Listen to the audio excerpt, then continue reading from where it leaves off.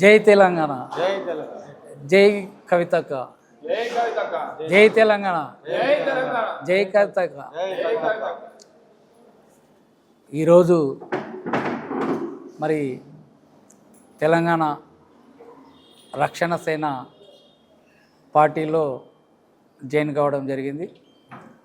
గతంలో కూడా మరి తెలంగాణ సాధన గురించి తెలంగాణ రాష్ట్ర సమితి టీఆర్ఎస్ పార్టీ గౌరవనీయులు కేసీఆర్ గారు తెలంగాణ ఉద్యమంలో సాధించిన తర్వాత మరి తొలి ముఖ్యమంత్రిగా ఎన్నుకోవడం జరిగింది.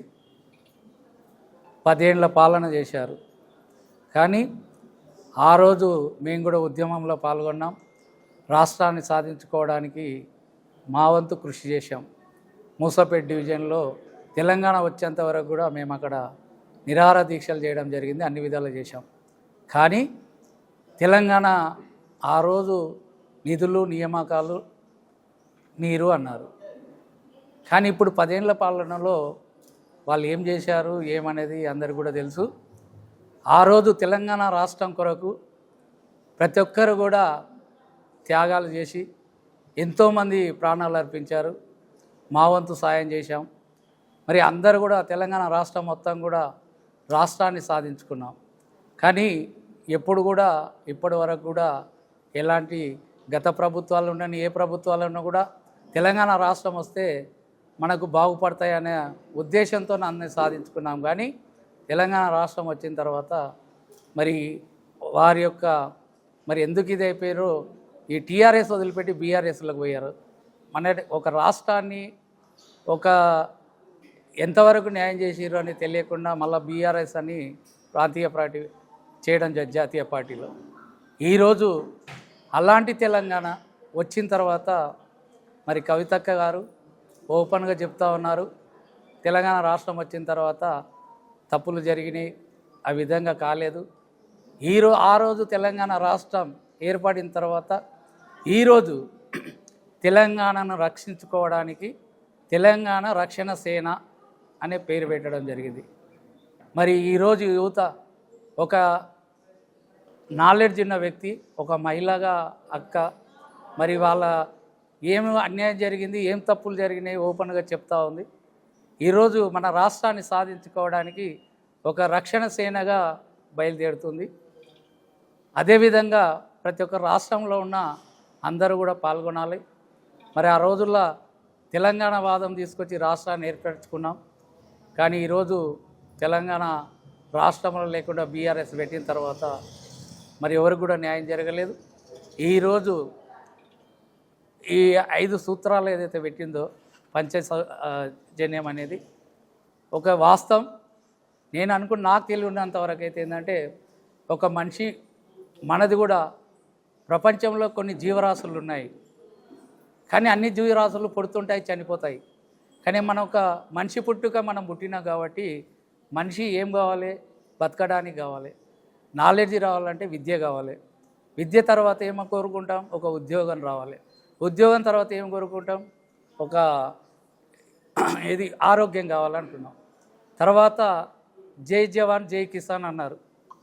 ఈరోజు రైతుల గురించి కూడా పట్టించుకున్నందుకు ఈరోజు కొనుగోలు లేక రోడ్డు మీద ఇప్పుడు కూడా గత ప్రభుత్వాలు ఉండని ఇప్పటి ప్రభుత్వం ఉన్నా కూడా రైతులను ఒక చిన్న చూపుగా చూసి నిన్న వర్షం పడి ఎంతోమంది రైతులు కూడా ఆత్మహత్యలు చేసుకుంటున్నారు. ఆ రోజు వేసిరు బాగానే ఉంది, రైతు బంధు అని ఆ బంధు అని ఇబ్బంది పెట్టిరు. ఏ బంధు పెట్టినా ఈరోజు నష్టపోతుంది రైతు. మరి దాని గురించి సామాజిక సేవ, ఈ రైతుల గురించి, యువత గురించి, తర్వాత ఈ యొక్క బహుజన రాజ్యం గురించి మరి బీసీల యొక్క అనుకూలంగా తీసుకొచ్చేసి మరి ఈరోజు రాజ్యాధికారం కావాలంటే మేము కూడా బీసీ బిడ్డలం కాబట్టి మేము కూడా 42% రిజర్వేషన్ కావాలని ఈ ప్రభుత్వంలో పోరాటం చేశాం.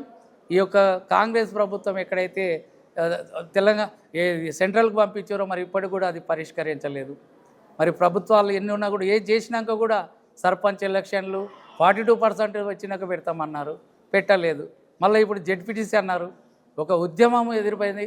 ఒక బీసీ బిడ్డగా ఏం న్యాయం చేయకుండా మరి ఈరోజు ఎందుకు ఇది చేస్తున్నారో అర్థం కావట్లేదు. ఇక్కడ కాంగ్రెస్ వాళ్ళు అంటే బీజేపీ అంటారు, బీజేపీ అంటే కాంగ్రెస్ అంటారు. ఇవన్నీ మనసులో పెట్టుకొని ఒక మహిళగా ముందుకు వచ్చినందుకు మేము ఈ యొక్క గర్వంగా ఇది చేస్తున్నాం. తప్పులు ఏ విధంగా ఉన్నా ఏదైనా ఈరోజు రాష్ట్రాన్ని రక్షించుకోవడానికే పెద్దపీట వేసినందుకే ఈరోజు పార్టీలో చేరడం జరుగుతుంది. మేము కూడా గత బిజినెస్ మ్యాన్గా ఉన్నాం, ఇప్పటివరకు ఏ కండువ కప్పుకోలేదు, సోషల్ యాక్టివిటీగా ఉన్నాం. ఈరోజు నచ్చి ఒక మనిషికి కావాల్సిన లక్షణాలు ఏంది, ఒక జీవన విధానం గురించి ఈ యొక్క టీఆర్ఎస్ పార్టీ, తెలంగాణ రక్షణ సేన మరి యూత్ కూడా ఆలోచన చేయాలి. అన్ని విధాలుగా ఆటుపోటులు చేసుకున్న అక్క ఈరోజు ధైర్యంగా తెలంగాణ రాష్ట్రాన్ని రక్షించుకోవడానికి ఈ పార్టీ పెట్టింది. ఎన్నో పార్టీలు వస్తున్నాయి పోతున్నాయి, వాళ్ళు విధి విధానాలు ఏదన్నా మేనిఫెస్టోలు ఏది పెట్టినా కూడా రాష్ట్ర బార్ అండ్ రెస్టారెంట్ అసోసియేషన్ ప్రెసిడెంట్గా కొనసాగుతున్నాం. అదేవిధంగా బీసీ పొలిటికల్ ఫ్రంట్లో హైదరాబాదు ఇన్ఛార్జిగా పనిచేస్తున్నాం. ఈ బీసీ వాదన ఏదైతే వచ్చిందో ఒక బీసీ బిడ్డగా మరి 50% మాకు అవకాశం కల్పించినందుకే ఈరోజు యువత కానీ ప్రతి ఒక్కరు కూడా ముందుకు రావాలని కోరుకుంటున్నాం. కేసీఆర్ అంటున్నారు పార్టీ అంటే పాన్ షాప్ లాంటిదా అని. మరి అన్ని పార్టీలు పెడుతున్నారు, పోతా ఉన్నారు. ఈ యొక్క పార్టీ పాన్ షాప్ కాదు, ఈ సభాముఖం తెలియజేస్తున్నాం. పాన్ షాప్ లాగా బంద్ అయ్యేది కాదు. ఈ యొక్క రాష్ట్రాన్ని రక్షణ సేనగా ముందు తీసుకునే అవకాశం ఉంది కాబట్టి అంత తేలిగా తీసేయకండి. కొత్తగా ఎన్నో పార్టీలు వచ్చినాయి, తెలంగాణ అన్ని పార్టీలు పెట్టిరు, మేధావులందరూ వచ్చి రాజకీయంగా ఎదగడం, నేను ఒక పార్టీ పెడతా ఏదో ఉద్ధరిస్తా అని చెప్పి వెనక్కి తీసుకుంటున్నారు. ఈరోజు అంత చులకన తీసేయడం కాదు, ఒక మహిళా శక్తి, మహిళ లేనిదే మనకి ఏదీ లేదు. ఇవాళ మహిళా శక్తి ఒక దేవతలాగా ముందుకు వచ్చేసి ఇది కాపాడుకోవాలని ఆ అమ్మవారు ఆమెకి ఇచ్చిరేమో.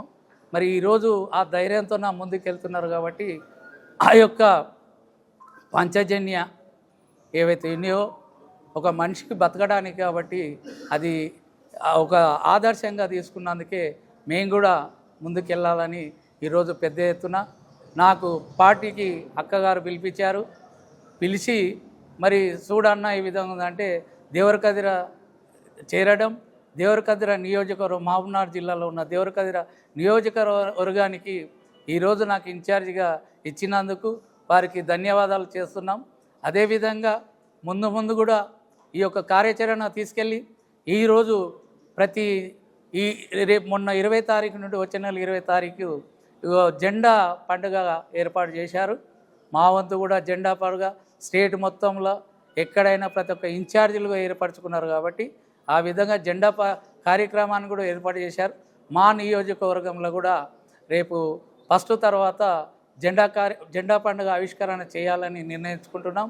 మా యొక్క ఉమ్మడి జిల్లా దేవరకద్ర కాన్స్టిట్యున్సీ కాకుండా ఈ పార్టీ తరఫున పెద్ద ఎత్తున అన్ని నియోజకవర్గాలు కూడా చేసి పార్టీని బలోపేతం చేయాలని నిర్ణయించుకున్నాం. ఈరోజు ఎందుకంటే చాలామంది ఉన్నారు, ఇంకా 2-3 సంవత్సరాలు ఉంది రాష్ట్రానికి ఈ యొక్క ఎలక్షన్ రావడానికి అని చెప్పేసి అని రావాలని కోరుకున్నా కూడా రేపు వచ్చే గవర్నమెంట్ కానీ కార్యకర్తలు కూడా ఇబ్బందులు అవుతూ చేరలేకపోయినా ఈరోజు మరి మేము ఆ నియోజకవర్గానికి పోయి కార్యకర్తలుగా ఒక 200 మంది మా అభిమానంగా జాయిన్ కావడం జరిగింది. అనుకుంటున్నారు ప్రతి నియోజకవర్గం కూడా మరి ఏం డెవలప్ చేశారు, గతమున్న ఎమ్మెల్యేలు ఏం చేశారు, ఇప్పుడు రన్నున్న ప్రభుత్వం కూడా ఏం చేస్తుంది అనేది ఇలా రైతుల బాధలు అర్థం చేసుకోకుండా విపరీతమైన తర్వాత ఖమ్మంలో జరిగిన, ఇక్కడ నాగర్కర్నూలులో జరిగిన, ఇక్కడ వికారాబాద్లో జరిగింది, ఇవన్నీ తప్పులు చేస్తున్నట్టు వరకు కూడా ఎవరు కూడా ముందుకు రాలేకపోతున్నారు. అంటే ఈరోజు జై కిసాన్ అన్నారు, మరి కిసాన్కి ఏం జరుగుతుంది? మరి ఎంత కష్టపడితే, నేను కూడా వ్యవసాయదారుని బిడ్డనే కాబట్టి ఎంత కష్టం ఉంటుందో అది అర్థం చేసుకోవాలి. ఇలా నోటి దగ్గర వచ్చిన ఆ యొక్క వడ్లను రోడ్ల పాలు చేసి వాళ్ళకి అన్యాయం జరుగుతుంది. ఆత్మహత్యలు చేసుకున్నా కూడా పట్టించుకోలేని గవర్నమెంట్ ఇది. ఏది ఏమైనా ఎజెండా ప్రకారము ఏ ప్రభుత్వాలు వచ్చినా ఈ విధంగా ఉంది. నేను అదే చెప్తున్నా, మాది లిక్కర్ బిజినెస్ అయినప్పటికీ ఒక జీవో ఇంప్లిమెంట్ చేస్తే దానికి మేనిఫెస్టోలో పెట్టిరు. ఎన్నోసార్లు ఒక రాష్ట్ర అధ్యక్షునిగా నేను ఒక పోయి అడగడం జరుగుతుంది. ఈరోజు నేను ఎందుకు వచ్చినా అంటే నాకు ఆవేదన, పోతే కూడా ఒక ఆఫీసర్ కానీ ఒక గవర్నమెంట్ కానీ చలనం లేకుంటుంది. అందరూ అనుకుంటారు లిక్కర్ బిజినెస్ అంటే కోటీశ్వరులు మస్తు లాభాలు ఉన్నాయి అనుకుంటారు, కానీ లాభాలు లేవు. గవర్నమెంట్ కోట్ల రూపాయలు కట్టినా కూడా మా బార్లకు గవర్నమెంట్ ఇయని ఎంప్లాయ్మెంట్ ఇస్తున్నాం. మేము 40 మందికి ఎంప్లాయ్మెంట్ ఇస్తున్నాం. 30 సంవత్సరాల నుండి వ్యాపారంలో ఉన్నాం. మరి ఎందుకు నిర్లక్ష్యం చేస్తున్నారు? ఒక జీవో ఇంప్లిమెంట్ చేసినప్పుడు ఎందుకు ఇంప్లిమెంట్ చేయలేకపోతున్నారు? పిచ్చి కుక్కల్లాగా తిరుగుతున్నాం. ఈ రోజైనా సరే ఒక ప్రజలుగా నేను ఒకటే చెప్తున్నా, మన ఇప్పుడున్న గవర్నమెంట్కు అక్క ద్వారా కూడా అదే చెప్తున్నాం. చెప్తున్నాం, తాగుడే ముత్యం కాదు, మేము వ్యాపారం చేసే వాళ్ళమే చెప్తున్నాం. విచ్చలవిడిగా గల్లీ గల్లీకి బెల్ షాపులు ఒక జీవోని ఇంప్లిమెంట్ చేసినప్పుడు వైన్ షాపుల చుట్టుముట్టు ఒక పర్మిషన్ ఇచ్చారు వైన్ షాప్ కానీ, దాన్ని 100 స్క్వేర్ మీటర్ ఉండాలి. ఈరోజు రోడ్ల మీద దాని మీద చేస్తే మినిస్టర్కి కమిషనర్లకు ఈ యొక్క 2.5 సంవత్సరాల నుండి కుక్కలాగా తిరుగుతున్నాం. అంటే మా బాధలు అర్థం కదా. గవర్నమెంట్కి అప్పులు తీసుకొచ్చి కట్టి ఆత్మహత్యలు చేసుకుంటున్నారు. అంటే ఒక లైసెన్స్ ఇచ్చిన వాళ్ళకు వాల్యూ లేదు, అన్అఫిషియల్గా నడిచేటోళ్లకు గల్లీ గల్లీకి బెల్ షాపులు ఎంకరేజ్ చేస్తూ తాగుబోతు రాష్ట్రం చేయడానిక మేమే చెప్తున్నాం. ఒక విధి విధానంలో జీవో తీసుకొచ్చినప్పుడు ఇంప్లిమెంట్ చేయాలని కోరుకుంటున్నాం. మరి ఎందుకు చేయలేకపోతున్నారు? అంటే ఆదాయమే ముఖ్యమా? అంటే ప్రాణాలతో చిలగాటమాడుతున్నా? ఒకటే చెప్తున్నాం, ఏ ప్రభుత్వాలు వచ్చినా కూడా రెవెన్యూ ముఖ్యం. ఆ రెవెన్యూ కావాలి, పబ్లిక్ బాగుండాలి, వ్యాపారస్తులు బాగుండాలి. ఇలా రెంటలు కట్టండి పెనాల్టీలు వేసి కోట్ల రూపాయలు కడుతుంటే మాకు ఇంత చులకన చూస్తున్నారు. నేను అందుకే చెప్తున్నా, తెలంగాణ రాష్ట్ర ప్రెసిడెంట్ కాకుండా మరి యొక్క అక్క ద్వారా అందరికీ న్యాయం జరిగే విధంగా మహిళలు కూడా ఈరోజు ఎంతోమంది సఫర్ అవుతున్నారు. ఒక విధి విధానాన్ని సరిదిద్దాలని రేపొచ్చే మా యొక్క తెలంగాణ రక్షణ సేన వారి ఆధ్వర్యంలో స్టేట్ మొత్తంలో ఒక రూల్స్ విధానంగా ఒక పద్ధతి విధంగా ప్రజలు బాగుపడే విధంగా చేయకపోతే మాత్రం పెద్ద ఎత్తున మేము ముందుకు పోవాల్సి వస్తుంది. మీరు ఆదాయం తీసుకోండి, ప్రజల సేవ చూడండి, ఆరోగ్యం చూడండి, వ్యాపారం చేసేటోళ్ళని కూడా చూడాల్సిన అవసరం ఉంది. మేము గత తెలంగాణ రాష్ట్రం వచ్చినప్పటి నుండి కూడా ఆవేదన బాధలు చెప్పాం.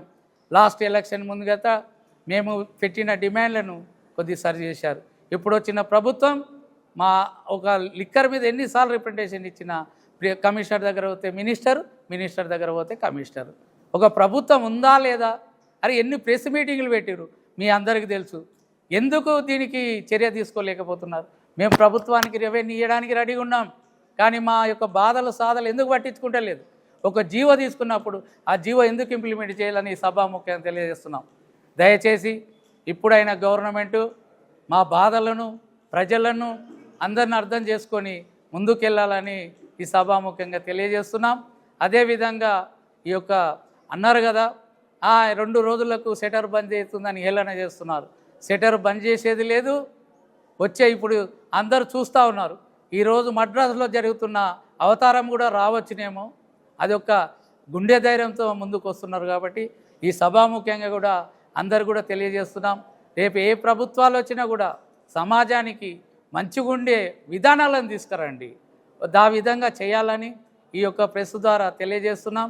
ఏ విధంగా అనుకున్నా పర్వాలేదు, మా యొక్క బాధలను ప్రజల బాధలను మా యొక్క వ్యాపారస్తులను అందరిని కూడా కాపాడే బాధ్యత ప్రభుత్వానికి ఉందని ఈ సభాముఖ్యంగా తెలియజేస్తూ, ఈ యొక్క కవితక్క గారు మాకు ఈరోజు పిలిపించి మా బాధలు కూడా చెప్పడం, సరే అన్న రాండి అని ఆహ్వానించడం, మా యొక్క ఇన్ఛార్జిగా ఇచ్చినందుకు మా వంతుగా ఈ పార్టీకి ముందుకి తీసుకెళ్లే అవకాశం దక్కుతుందని ఈ సభాముఖ్యంగా తెలియజేస్తున్నాం.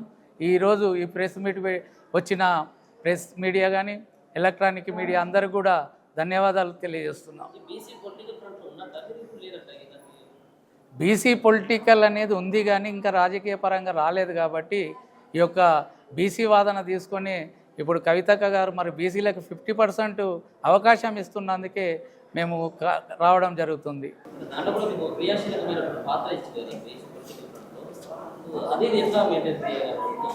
ఇప్పుడు పొలిటికల్ పార్టీ కాదు, అది సామాజికం గురించి రిజర్వేషన్ గురించి ఏదైతే 42% ఏదైతే కావాలని ప్రభుత్వం వచ్చిన తర్వాత బిల్లు పెట్టిరో దాని మీద గురించి మా వంతు కూడా మనకు కూడా బీసీ బిడ్డ కాబట్టి బీసీ ఎస్సీ ఎస్టీగా మనకు అన్యాయం జరుగుతున్న ఉద్దేశంతో చేరడం జరిగింది. నాకు అనుకోకుండా ఈ అవకాశం వచ్చింది కాబట్టి ఈ యొక్క పార్టీ వారు బీసీ పొలిటికల్ ఫ్రంట్ ఒక రాజకీయ పార్టీ కాదు కాబట్టి ఈ రాజకీయ పార్టీలో చేరడం జరిగింది. తెలుసు, చెప్పాం.